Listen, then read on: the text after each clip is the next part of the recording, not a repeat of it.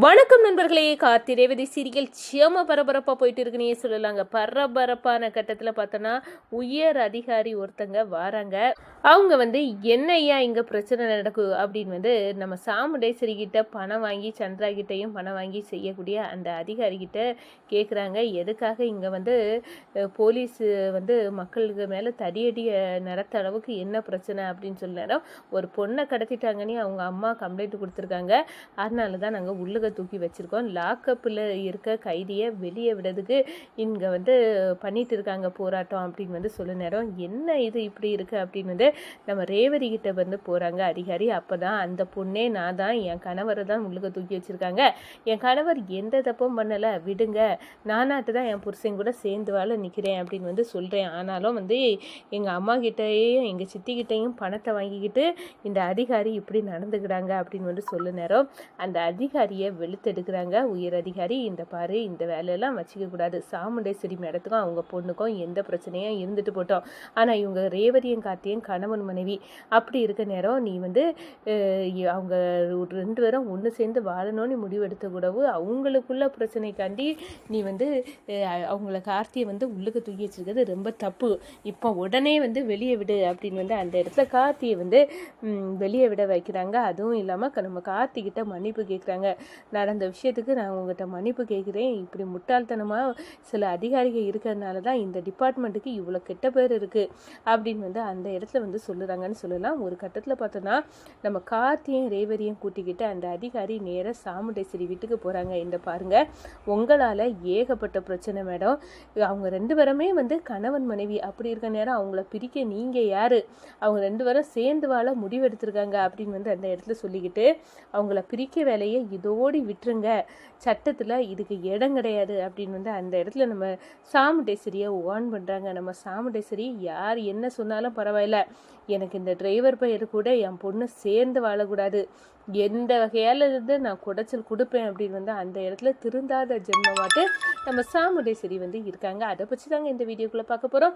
அதுக்கு முன்னாடி சேனலுக்கு லைக் அண்ட் சப்ஸ்கிரைப் பண்ணுங்கள் ஃப்ரெண்ட்ஸ். பக்கத்தில் இருக்க பெல் ஐக்கானையும் கிளிக் பண்ணுங்கள். அப்போ தான் நான் போடுற ஒவ்வொரு வீடியோவும் நோட்டிஃபிகேஷனாக உங்களுக்கு கிடைக்கும். வாங்க ஃப்ரெண்ட்ஸ், வீடியோக்குள்ளே போகலாம். ஃபஸ்ட்டு எடுத்த உடனே பார்த்தோம்னா சும்மா அதிரடியான பரபரப்பு கட்டம் அப்படின்னே சொல்லலாங்க. பரபரப்பான கட்டத்தில் நம்ம பார்த்துட்டு இருக்க நேரம் தான் இந்த சைடு பார்த்தோன்னா ஏகப்பட்ட போராட்டம். போலீஸ் சஜாரகம் ஒழிக, கார்த்தி தம்பியே வெளியே விடுங்க அப்படின்னு அந்த இடத்துல போராட்டம். இது போலீஸ் உயர் அதிகாரியின் காதுக்கு எட்டுது. அவங்க இங்கே வராங்க. வந்த உடனே நம்ம சந்திராட்டையும் சாமுண்டேஸ்வரிட்டையும் பணத்தை வாங்கிட்டு இப்படி கார்த்தியை உள்ளுக தெளிச்சு வச்சுட்டு இருக்க அந்த அதிகாரிகிட்ட போகிறாங்க. என்னையா இங்கே என்ன பிரச்சனை?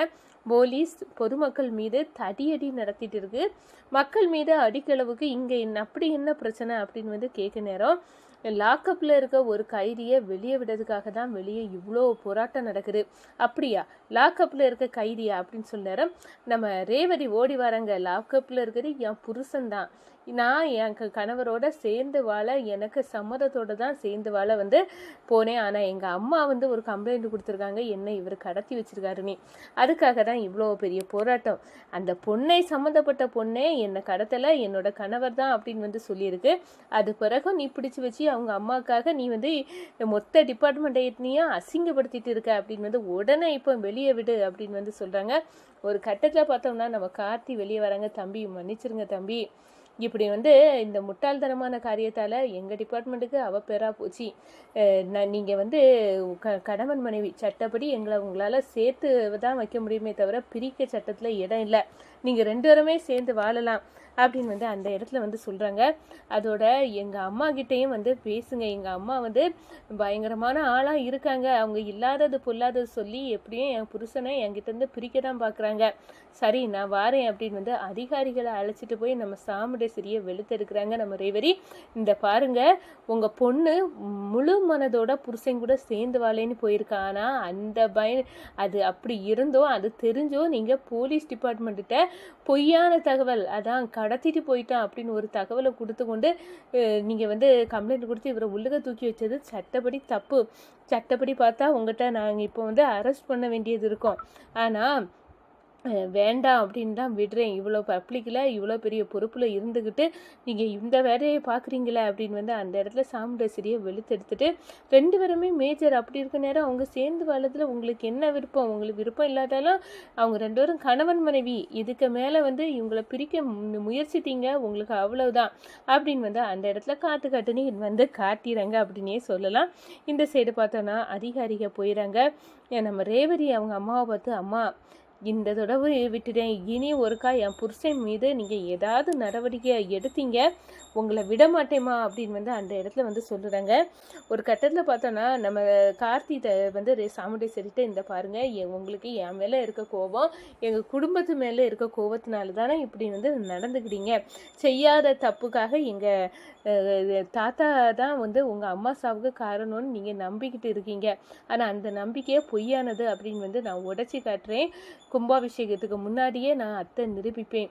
உங்கள் அம்மா சாவுக்கு யார் காரணமோ அவங்கள உங்கள் கண்ணு முன்னாடி கொண்டு வந்து நிப்பாட்டுவேன் அப்படின்னு வந்து அந்த இடத்துல வந்து நம்ம சாமுண்டேஸ்வரிக்கிட்டேயே வந்து சபதம் போட்டுறாங்க நம்ம கார்த்தி.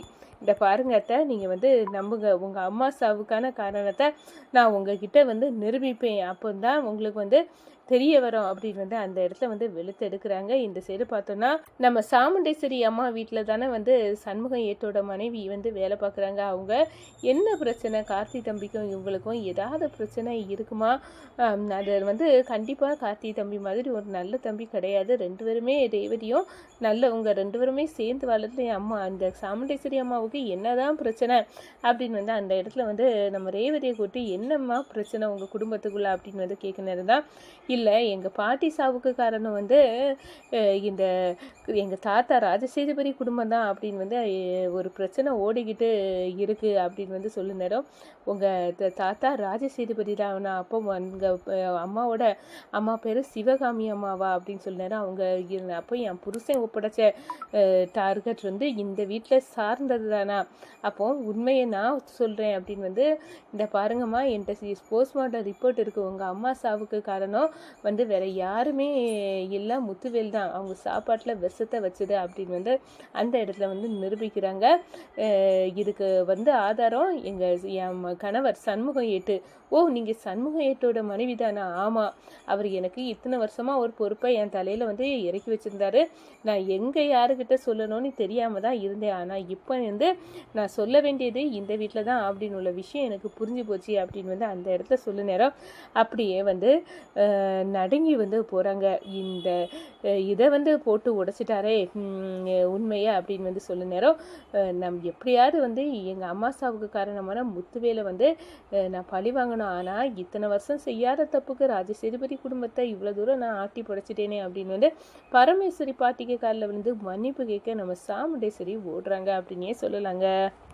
வணக்கம்.